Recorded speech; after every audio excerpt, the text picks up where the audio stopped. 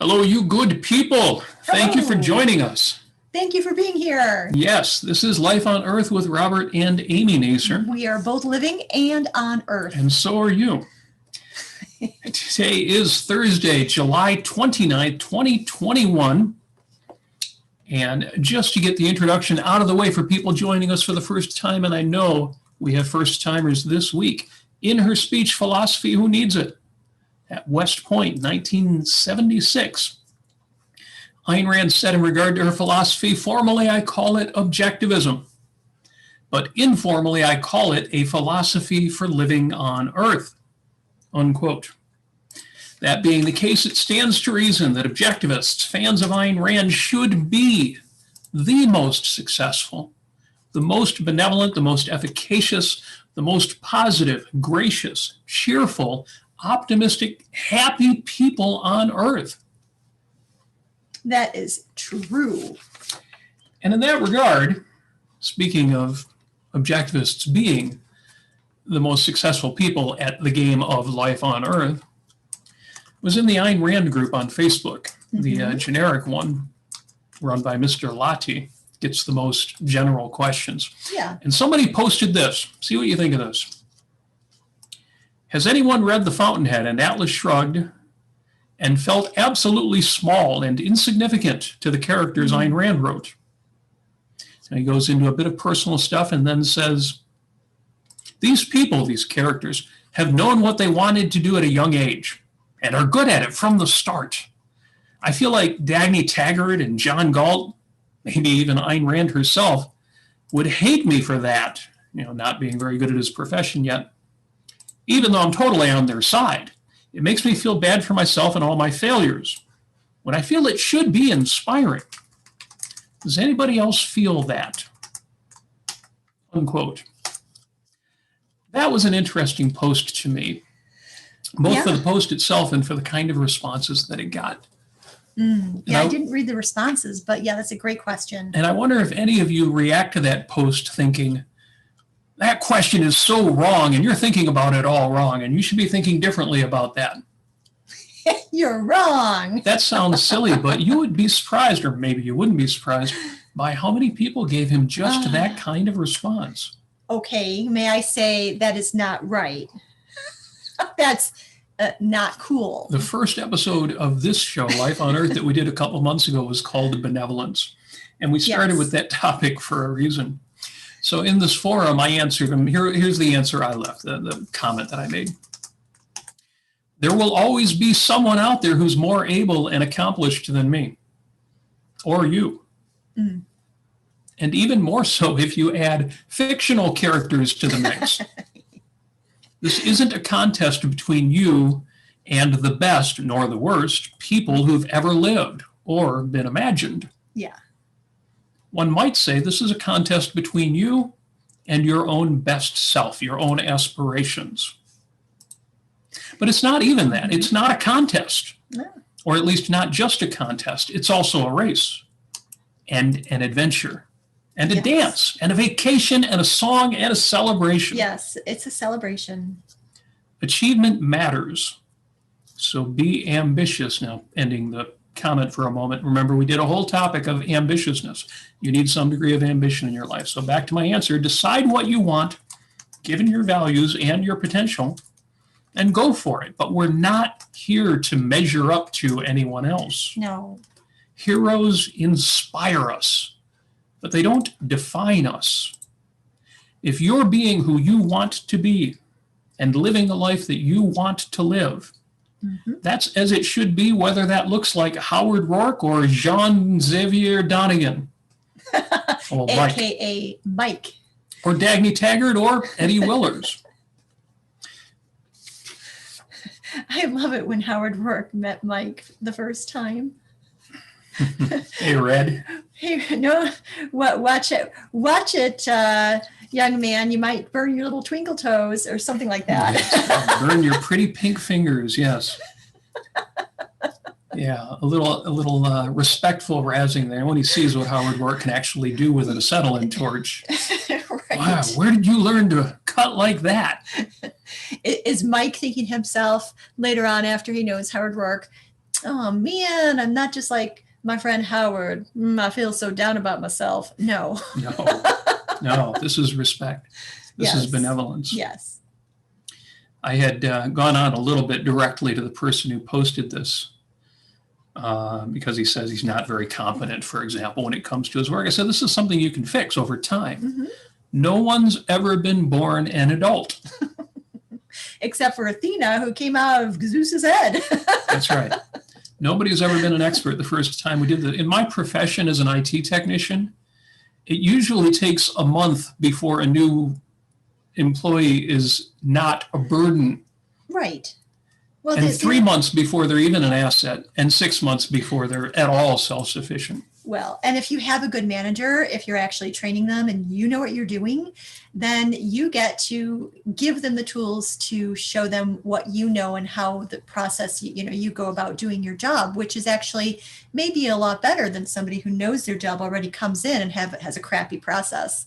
Well, I'll tell you flat out, in IT, nobody comes in knowing their job. Yeah. Because what you already know as it applies to a given situation. Mm-hmm. You have to know, how do they do scheduling? How do they manage their assets? There are just too many things to learn for anybody to come in and be great at what. Yeah. Point is, to our young friend here, if you feel like you're not great at your job, all of us feel like we're not great at our job. First day we walk in the door, and in some professions, the 6th month you're in the door. Mm-hmm. So, and then he said, these people have been good at what they wanted to do at a young age, and they're good at it from the start, the Francisco syndrome. He seemed like anything he tried, he immediately mastered it. And yet, if you ask around, you'll find people who knew what they wanted to do from a young age mm-hmm. are rare. And there's nothing unusual or wrong about not knowing your purpose early in life. Right. And a lot of people change careers, many different kinds of careers. And there are many great men and great women who only determined what they wanted to be later in life. Like Henry Ford, who didn't actually start his company until he was in his 40s. Yeah. Yes. Remember, he said, I feel like Dagny Taggart and John Galt and maybe even Ayn Rand herself would hate me for that. To which I responded, if you are honest and approach matters with good intent, this would absolutely not be the case. One thing people often miss about Ayn Rand was her extraordinary benevolence. Yeah. If you haven't yet, I encourage you to read the letters of Ayn Rand. Yes. Journals of Ayn Rand. And Facets of Ayn Rand. All of these books are right here in front of us. Here. Yeah, show it off to the camera there. Thank you. It's so beautiful. I love it so much. We have to talk about that book because it can be hard to find. Yeah. But it's important to find. But also 100 Voices, and even the book, The Early Ayn Rand, with her early stories. Yeah, and I also like Highlights and Sidelights, the lecture by Harry Binswanger. Yes. And then Marianne Suarez did a lecture along with that called The Atlas Shrugged Years, Reminiscences and Recollections. Yes. In fact, we will quote that tonight. Ooh. Yes, we will. Ayn Rand took her values and her judgments seriously, but as a result, she respected good, virtuous people at all levels of ability. Yep. And she said so, and she also acted that way. Yes. So that's all I'm going to say about that Facebook quote. But what happened was, after that, incidentally, I'm proud and not ashamed to admit that my comment, out of the 127 answers that were posted to that question, has received the most reactions. Yay, Robert. Yes, everybody hates me. No, actually, they were all positive reactions. Oh, good. It's strange to me how many people just snarled at this poor guy. I know. You're thinking about it wrong. What? I think some people look at that and they are themselves, negative and insecure, bless their hearts.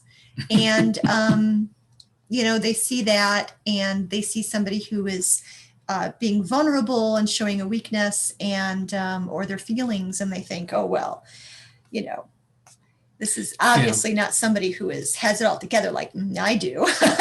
Yeah. Well, I think there's a lot of, and I don't mean to accuse anybody in the audience of this. It's that's strictly true. If the shoe fits, but there's a lot of, well, that's how I was brought up. And it made me better. It made me tougher. You've got to be tough with people. There's a reason to snarl at people when they do stupid things. It's kind of like people who say it's okay to strike your children because I was spanked and I came out fine. Oh, man.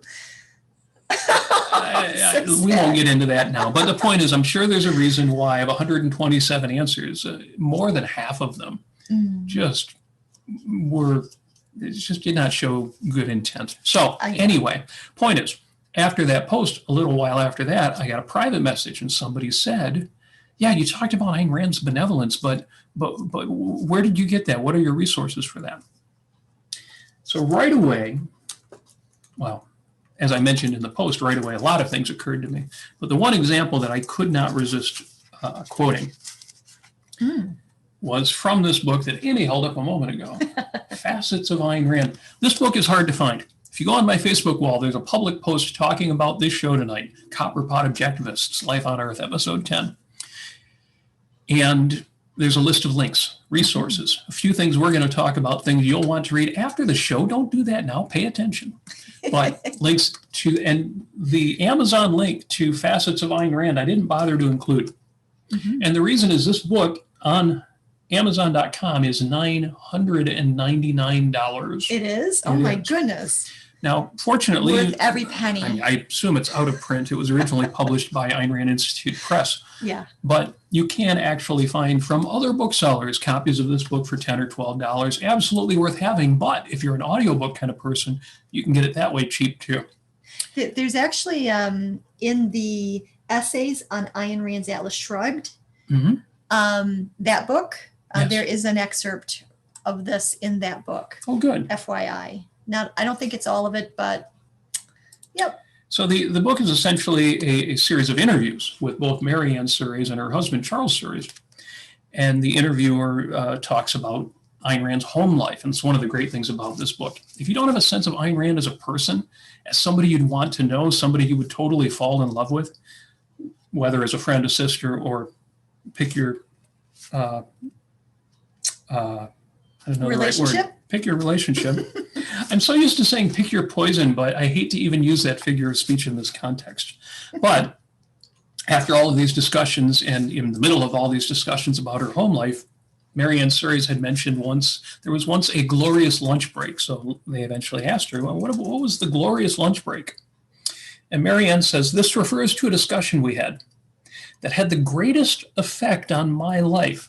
Now remember, she's talking about Ayn Rand. This is the greatest effect that Ayn Rand has had on her life. Not only has Ayn Rand said all these brilliant things, but so many people think of Ayn Rand as somebody who criticized, somebody who is a cultural critic, somebody who is telling us what's wrong with the world, why everything's going to hell. And Mary Ann Sures is telling all these lovely stories about life with Ayn Rand. One day I was depressed because an acquaintance had criticized me for taking pleasure in cleaning a copper-bottomed frying pan. I enjoyed cleaning it and then seeing it shine on the wall, hanging on a pegboard. It was the only piece of decoration in my kitchen. I was bothered by the criticism that I was finding enjoyment in something so non-intellectual. So she told Ayn Rand that. Ayn Rand said, let's talk about that over lunch. One of the great stories is, and you hear this from Leonard Peikoff, you hear it from Mary Ann Sures, from Harry Binswanger. If you said to Ayn Rand, can we get together and talk? She would actually make an appointment. She would never say, yes, we can do that, and not come through on it. She considered that a promise. She considered that a contract. If somebody said, let's do lunch, she'd be like, okay, let's get the date book out right now. Yeah, she would never leave things hanging like that. One of the reasons I have to tell this story is because people tell stories about NBI, the Nathaniel Branden Institute, especially about Nathaniel Branden harshly criticizing people's preferences. Well, you like Beethoven? Ayn Rand doesn't like Beethoven. Justify yourself. They would demand justifications. You hear about these trials that would go on in Nathaniel Branden's office. No way. None of that for me. So listen to this. I told her about the incident when they get together at lunch. I told her about the incident, and she nodded in understanding. When I finished, she said, oh, check your premises. And I told her I didn't know which premises to check. So she led me to understand the issue by questioning me about my response to the copper pot. She pointed out that it was significant that I didn't clean it and put it away, that I hung it up so I could look at it and enjoy its beauty. That, she said, was a rational value, and I shouldn't apologize for it. In that discussion, she explored my attitude to housework in general and learned that I didn't mind doing it. And then she led me to understand that I enjoyed the result, a polished and shined appearance to a room, and why that was a value I shouldn't apologize for. Could you stop there for a second? Yes. I just want to point out the fact that here Ayn Rand, she's not making assumptions of Marianne Sura's. She's not making assumptions that all, because Ayn Rand herself did not like housework. And I think she had a maid service or something, but she didn't make assumptions. She wasn't presumptuous. She actually asked Marianne what her views are. She was curious. She asked her questions. She wanted to understand and communicate effectively. When I talked last week about my communication ideals, this is actually one of the ideas I got from reading Ayn Rand, and especially reading these personal accounts when I said, listen, the old quote, seek first to understand and then to be understood. Yes. Ayn Rand listened, and everybody who talks about her talks about how she listened to you and you really knew you were being heard. Yeah. So just to finish this up real quick, why this was a value I shouldn't apologize for, she added that I didn't expect others to accomplish this for me, which was a virtue. And then she said, do you know what we are doing? I didn't know what she was getting at. And I said, well, we're analyzing the situation. And she said, what we are doing, Marianne, we are taking ideas seriously. Mm-hmm. You are applying philosophy to your life. That is what philosophy is for.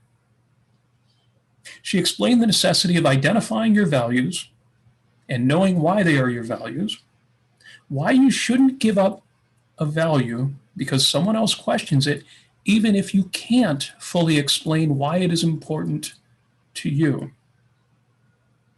Let me read that again. Yeah, read that again. She explained why you shouldn't give up a value because someone questions it, even if you can't fully explain why it is important to you. The reason I bring up the NBI horror stories of things Nathaniel Branden used to do to people who didn't have the right values. Mm-hmm. Here's Ayn Rand saying flat out that you should never give up your values, even if you're not fully prepared to explain or defend them. This is copper pot objectivism. This is what it is to be a copper pot objectivist, right. To hold values, yes. To hold rational values, right. But not feel that you have to defend them against every criticism. This is not about that.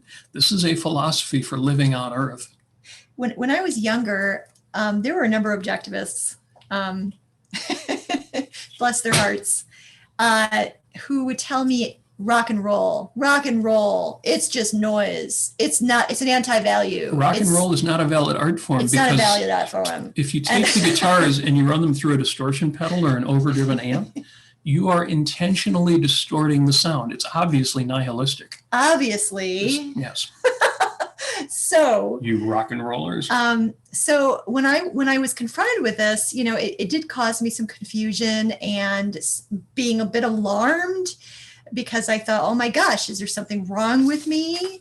Do I need to stop listening to, my wonderful punk rock music, like, Minor Threat and the Dead Kennedys? Should I just throw away all of my, albums and tape cassettes? And guess what, folks? I did. I gave them away, which to this day, I absolutely, completely, totally regret. I basically, in a context of two objectivists talking here, and one telling me that I shouldn't be listening to whatever music, and basically, I admit it. I was secondhanded. I kind of took their advice and replaced it with my own thinking. I didn't think it through, and I did something which I very much regret. But you need to be careful when you're telling people, oh, well, I don't like such and such, whatever, that's nihilistic. You've got to understand that person's context. Just like Ayn Rand was asking Marianne Sura's why she likes housework. Why do you like to see these wonderful, shiny things? Why do you like to see a nice, neat room that's nice and clean? And then Ayn Rand could understand that a little bit. Oftentimes when you ask people, why do you like this particular rock band? They'll say, well, it reminds me of when I was a teenager. It was a pivotal point of my life where I really started waking up and started to think critically. And it was an exciting time in my life. And I related or associate that music to that. So yeah, just be careful when you say things to folks like that. And if somebody says that to you, make sure that you question them. And not take what they say without thinking about it. It is the classic of people read Ayn Rand and immediately dye their hair orange and start studying architecture. And it's not always as ridiculous or even as secondhand as that. Yeah. I did a similar thing with music that I knew was negative. So I probably pruned 3/4 of my record albums in my late 20s. And might have even done the same thing if I hadn't read Ayn Rand. So it might not have been that direct, but at some point I thought, oh, I need to prune I need to, as I said before, I need to curate my experiences. Right. I did go a little overboard with it though. And there are a few of those albums that I miss now not having in my vinyl collection. Yes. It is something that if I had read Marianne Surrey's story, I might have been less reckless in that regard. And speaking of her story, there's one paragraph that right after all that she said, this is the last paragraph of that part of the glorious lunch. Ayn Rand pointed out that there was much more she could say on the subject of Marianne Surrey's liking the copper pots, that she had only touched on ethics and a little bit of aesthetics, but that the issue for me to understand was the importance of holding on to values. To this day, I seldom mop a floor or polish a mirror without thinking of the afternoon with Ayn Rand and of how much that discussion about values has meant to me. Now, when you say that, I can hear it in her voice. The part that I read was edited, but the one Amy's reading, it was from the Reminiscences and Recollections tape. Yes. Get those tapes. There's links to them in my notes on Facebook. And you can get the MP3s. You can download them from the Ayn Rand Institute. And it's so joyous to hear them in Marianne Surrey's voice, telling those stories. You know, if we weren't fighting the decline of Western civilization, if we weren't facing the political obstacles and the cultural, intellectual obstacles we're facing, if we weren't surrounded by challenges to our values, I don't think it would be so controversial to say, you know, as Leonard Peikoff pointed out, the key to certainty is simply to think. And the answer to all of our problems is love, as in values.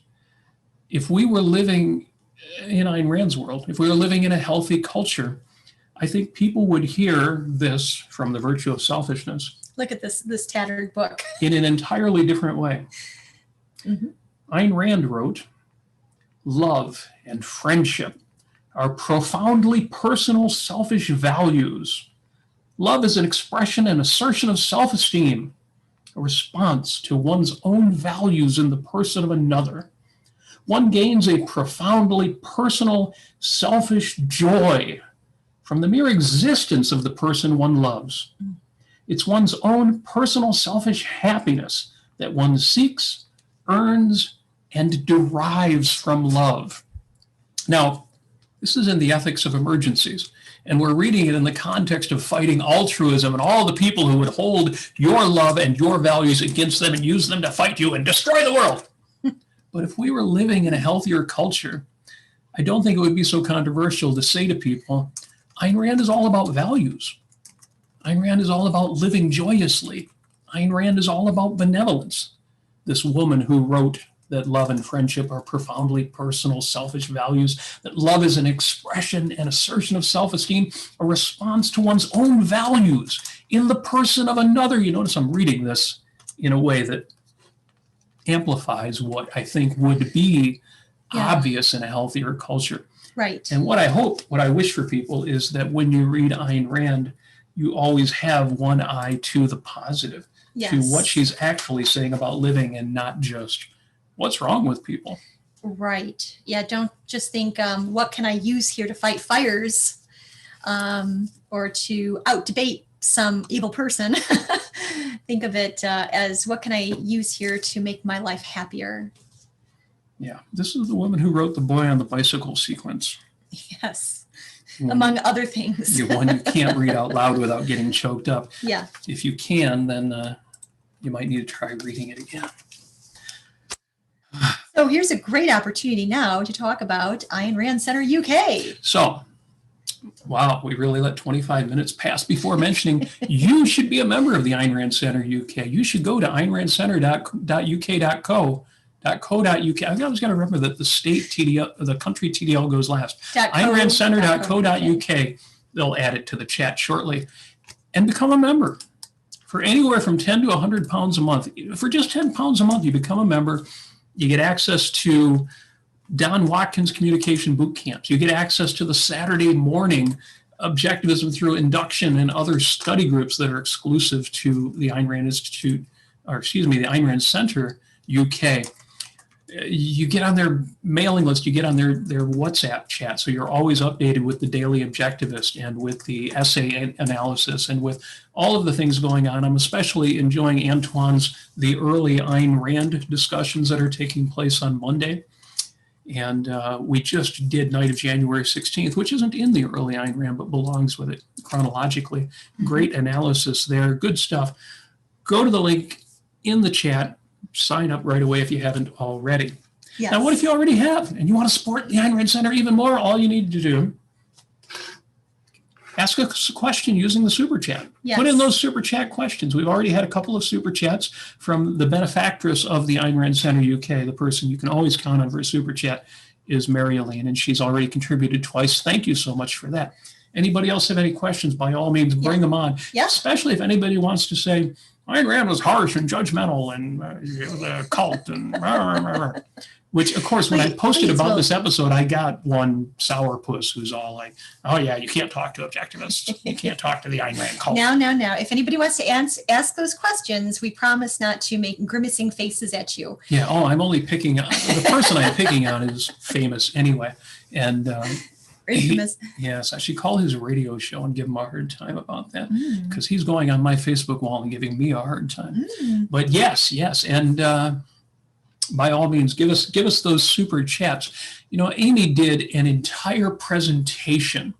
I did. At GlowCon. 4 years ago.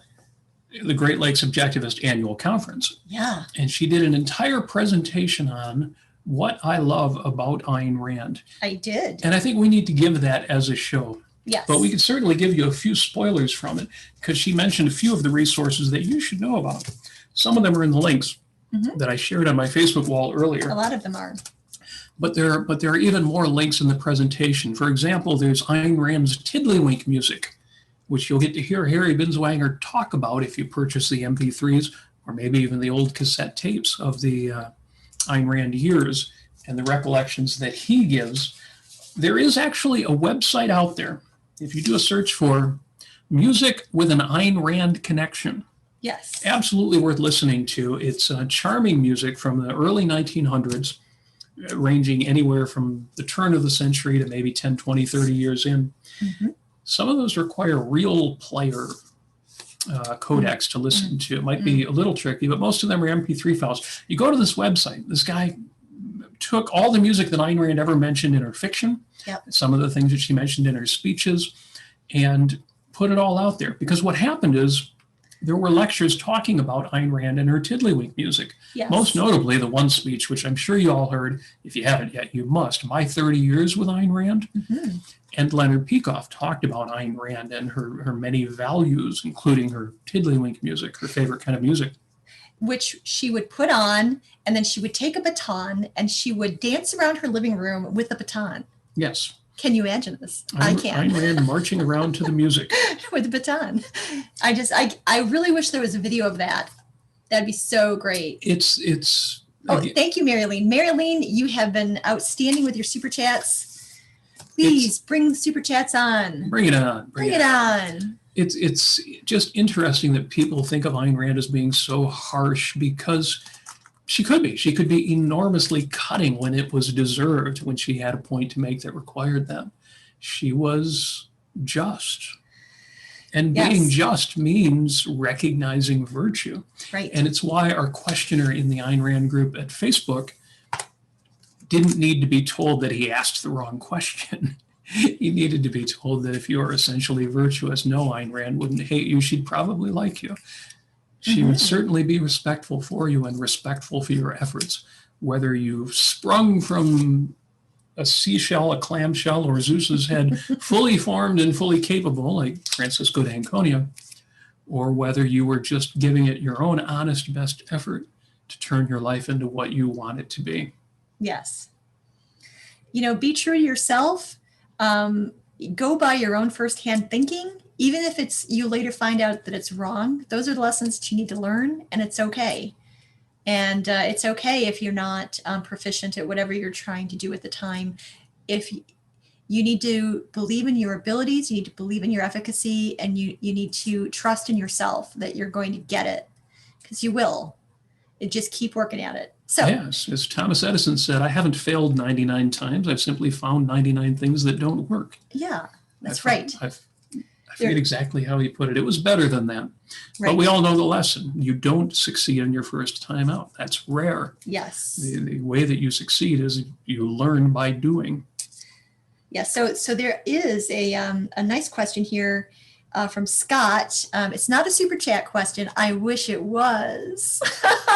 Wish there was money behind it. I wish there was money behind it for the Ayn Rand Center UK. Is that It's just a clarification. What does Copper Pot Objectivists refer to? So those of us who've read the Copper Pot story, Yes. Mary Ann Surrey's, About talking to shining the Ayn copper Rand, pot. about holding a non-intellectual value, and Ayn Rand answering that you should never give up your values, even if you can't fully explain them.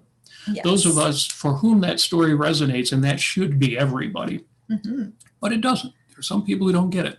So those of us who get it, we have been known to call ourselves Copper Pot Objectivists. Yes. Objectivists who hold values and not disconnected, intrinsicist or arbitrary or floating values, platonic values, but who actually live rich lives, who actually like things and like people and engage and are passionate.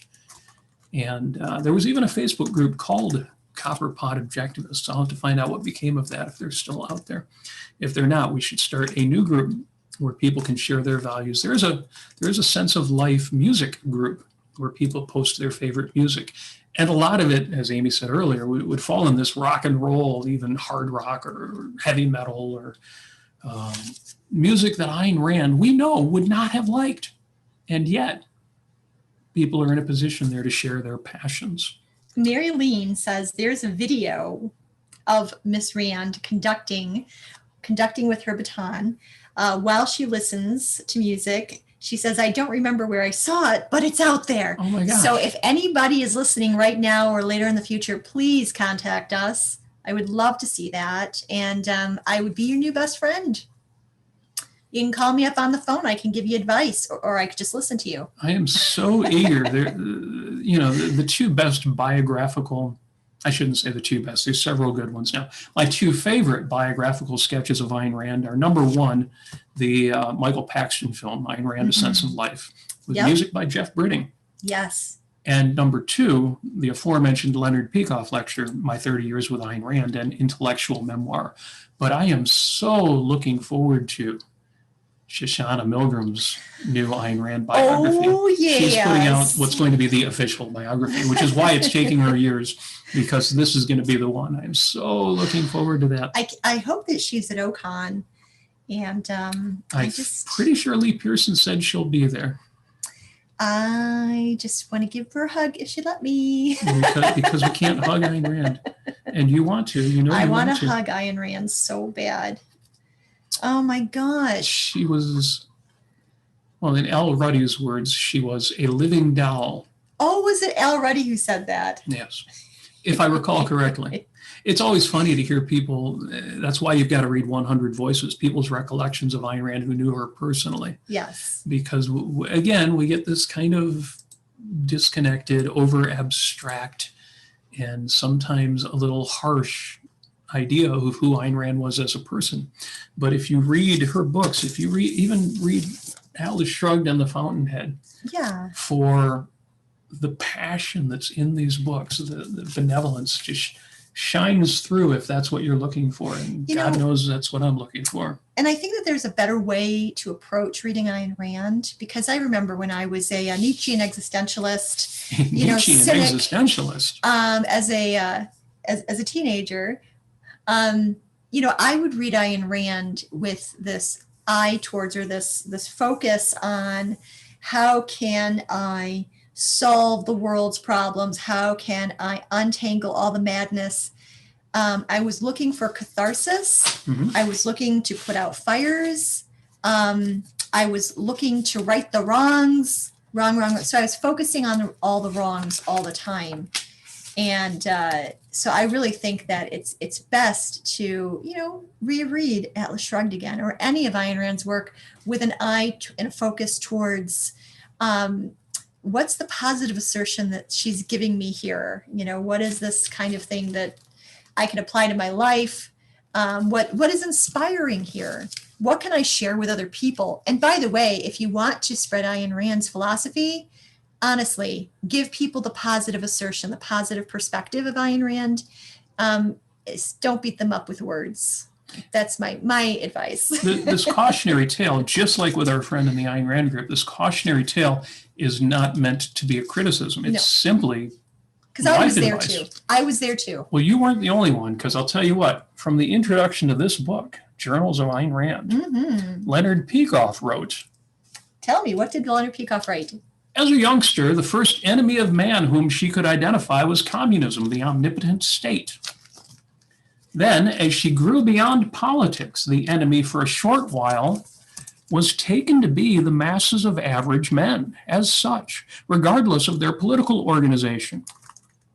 One of the unique features of her mature hero worship, by contrast, is her explicit benevolence toward the honest average man, as represented by Mike in the Fountainhead and Eddie Willers in Atlas Shrugged. Again, one of the unique features of her mature hero worship, by contrast, is her explicit benevolence toward the honest average man, as represented by Mike in the Fountainhead and Eddie Willers in Atlas Shrugged. Now, unquote, if you hold high standards, of course, the word honest almost seems to contradict the word average. Or a genuinely honest person is really extraordinary. I don't think that's the case, but either way, I think that's absolutely true. Her explicit benevolence toward the honest average man, as represented by Mike in the Fountainhead and Eddie Willers in Atlas Shrugged. Copperpot objectivists are average, honest people. Some of them are above average. Maybe some of us are above average. But whether that's the case or not, the whole point is the extraordinary benevolence of this philosophy is not just an abstract philosophical principle. The benevolent universe premise. I love the benevolent universe premise. I love the whole concept. I love the fact that the universe isn't benevolent. It's not out to help you. The point is, it's not out to hurt you. It's auspicious to human life. That's right, which means success is possible. Yeah. But benevolence itself, the fact that life is about living, is about values, that the value of other people in your life is the exchange of values, the fact that you are here to live a life and enjoy that life, the fact that you are here to exercise reason in the pursuit of your passions. That is what I think is fundamental about objectivism. Yeah, there are people who are using this philosophy to save the world, and that's important. Yes. I think we're using this philosophy to save the world.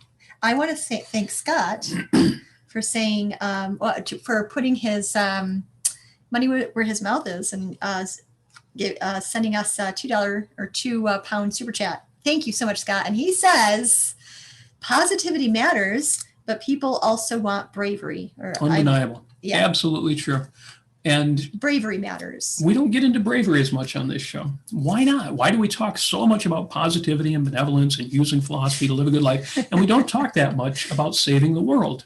Well, I would say that being positive in this culture is brave. That's a good point.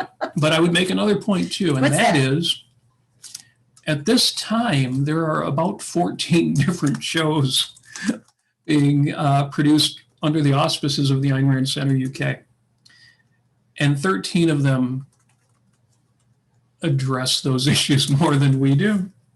But somebody out here, somebody's got to hold up a flag for actually using this philosophy to live your life. Yes. Other people are doing that too. I don't mean to say we're the only ones. But the point is, Scott's absolutely right. We've got to get out there and fight. We've got to get out there and kick ass. We've got to get out there and save the world. Yes. That just doesn't happen to be what this show is about. Right. As often. Right. This show's about what we're saving the world for. Yes. This show's about why we're bothering to save the world at all. Yeah, exactly. You need values to motivate you to actually fight. I mean, you can't just say, oh, I'm fighting so that we have a little less misery. I mean, that's ridiculous. And that's what I see all the time. And I'm like, no. Let's assert our values, and 97% of the time and 3% of the time, or 10% or whatever it is, just less often fight and get angry. Yeah. And I understand the sort of libertarian types who say, how dare you question why I want liberty? That's none of your business. Just give me the friggin' liberty. I understand that perspective because, it's certainly not my place to judge anybody else's values above and beyond my own judgment. But I think the positive case not only needs to be made, but at least for me, hopefully for you, it's an enormous joy to make it. So hopefully you'll enjoy these conversations. If not, I will be happy to share with you other shows out there that are more about saving America in this time of culture war and other stuff that's going on out there. But let's get on to a little preview of what I'm going to be talking about. So in the Amy, future, when you do your full presentation, and this will be a long and magnificent show. Why I like Ayn Rand. Yes. It won't be that, it won't be too long. Well, what topics did you bring up when you gave that talk? Okay, let me just, I brought up a lot of topics. My own background, how my own background, my own thinking related to Ayn Rand and to other philosophers, and how I got into philosophy in the first place, yada, yada. But right now, I just want to give everybody a little bit of a sneak peek and just say, there are so many things. This is just me reading off the values that I really love, the fact that Ayn Rand held these values. She really liked these. These are her values. And I like it. So her favorite color was? Blue-green. Yes. One of her favorite preoccupations or hobbies was? Favorite hobbies? Oh, hobbies, stamp collecting. Thank you. Yeah, she collected stamps. What was the name of her cat was? She had more than one, but the famous one was Frisco. AKA the professor of epistemology. Yes. Her two favorite decorations she would bring out every Christmas. Oh, that's easy. The stuffed animals, Oscar and Oswald. The little stuffed lion cubs. Oh, lions. She actually pen named some of her early stories Oh, lions. Right. I didn't know that. I think I knew that, and I forgot about that. It's in the early Ayn Rand, but if you get a copy of Letters of Ayn Rand, there's actually a picture of them. Not a photograph. You can find that too, although the photograph, they look really old and worn out. But you can find a picture that she drew of Oscar, Oswald, and whichever cat she had at the time. Frisco, but probably. The cat was actually representative of her missing her husband. Yeah, crying, tears, crying, right? with a can tied to its tail. You've got to find this stuff. People who don't see the personal side of Ayn Rand, get a copy of Letters of Ayn Rand. Right. And she was just a fun gal. She was the best. And how did she like? What was her favorite way to end a visit with somebody? Do you remember this? Is that when she would say good premises? Yeah, but specifically more to it than that. No, you'll have to answer for me. She every time she got together with people or people came over and they talked, whatever it was, oftentimes, about things in the horror file, as she put it, she always liked to end on a positive note. Oh, that's right. So before somebody left or before she left, she would come up with something positive to say. That's right. She would never let an encounter end on a negative note. Yeah, which was great. I mean, what a wonderful thing. No, it's extraordinary mindfulness. And I shouldn't say mindful because it sounds so modern and kind of woo, but the point is I was going to use another word, she was present. She was there. When you were talking to Ayn Rand, she was there. yes. You know, sometimes you talk to people and you can tell there's a whole different conversation going on in their own head. Yeah. When you talk to Ayn Rand, you were talking to Ayn Rand. Right. And Mary Elaine says that one of her favorites in 100 Voices, let me see if I can't find that real quick. Okay, well, maybe I'm not going to be, maybe you can find it here. Oh, yeah, My she favorite said. story in 100 Voices is the one by Mickey Spillane. I don't remember it. I'll have to look it up again. Yeah, I do remember it somewhat. I do remember, though, that I believe it was Nora, her sister, and that's another crazy story. And it's very, very dramatic and emotional. But when Nora and her husband finally came to the U.S. to visit her sister Ayn Rand, she checked into the hotel and opened the door of the room and found that there were a ton of flowers all over the hotel room sent by her sister, Ayn Rand. And I just remember that that's one thing that, Ayn, in writing Atlas Shrugged, if you remember the scene, Dagny Taggart comes into her room at the, I think, Wayne Falkland Hotel, and opens it up and finds a whole bunch of tropical flowers sent to her by Hank. And one other real life situation connecting to her fiction, I don't know I forget who the man was, but she wrote Atlas Shrugged, and some very interesting Christian critter guy offered her $1 million if she would rewrite her novel or be able to integrate the Bible into her story.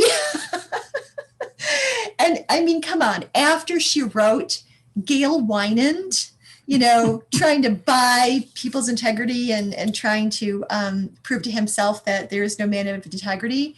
I mean, come on, really. You can just get a little religion in there. Really? That is ridiculous. Yeah, so that was probably pretty easy for her to turn down that $1 million. Yeah. Golly geez. So yeah, many There's more so much stories, lots of more. other trivia. This will be a whole show. And this is one you're not going to want to miss. Mhm. And probably do it in the next week or two. Yeah. We'll be sure to announce it ahead of time. But again, the point of today's episode is just to tell the Copperpot story as we did. If you missed it, get a copy of Facets of Ayn Rand or listen to the tape series, or now MP3 series, Mhm. Reminiscences and Recollections by Marianne Sures and Harry Binswanger. The point is never, ever give up your values, even if you can't fully justify them in the moment. Brings to mind also what Ayn Rand said to Leonard Peikoff, never give up your values. The struggle is worth it. We talked about that when we talked about ambition. So thank you so much for listening. Thank you for joining us. Thank you for your questions and the super chats that came in. I have to say, before we wrap up, if you found this conversation enjoyable, we do this every Thursday at 5 o'clock. Mm-hmm. If you like this style, we also have another podcast, 5 Minutes with Robert Nacer, every Sunday night at 6 p.m. Eastern. And I'm on it. And Amy's on it. Anything that says Robert Nacer is really about Amy. I'm just here. So we'll explain that someday. But yeah, Sunday at 6 o'clock, 5 Minutes with Robert Nacer, with Amy Nacer. If you would like to look at back issues of the show, or if you'd like to contribute to specifically our podcast, because we know you're already super chatting to support the Ayn Rand Center UK, Yes. but you can also find our Patreon and PayPal links at robertnacer.com. Sorry, it's not amynacer.com, but It will be someday. it will be someday. Someday she'll take over this domain, this kingdom. But no, go to robertnacer.com, find links to all of our past shows, links to the Sunday show, including the most recent episode. And I don't even remember what the last episode was. I guess it was about communication. So let me communicate that to you. Go to robertnacer.com, find all the good stuff. Again, you should be a member of the Ayn Rand Center UK. Go to aynrandcenter.co.uk and sign up to become a member. And we will see you, well, we'll see you next week at the same time, 5 o'clock on Thursday, but we're not quite done yet because we're going to go to Clubhouse. Yeah, we are going to go to Clubhouse. And If you go to the Clubhouse app, you'll see the link, Copper Pot Objectivists, Life on Earth, episode 10. Talk to us. Ask more questions. You can use them with your voice and not have to type. And let's get into it. Let's talk some more. But in the meantime, join us on Clubhouse. We're going to say goodbye to YouTube. Thank you so much for joining us. See you in a bit. see you in a bit.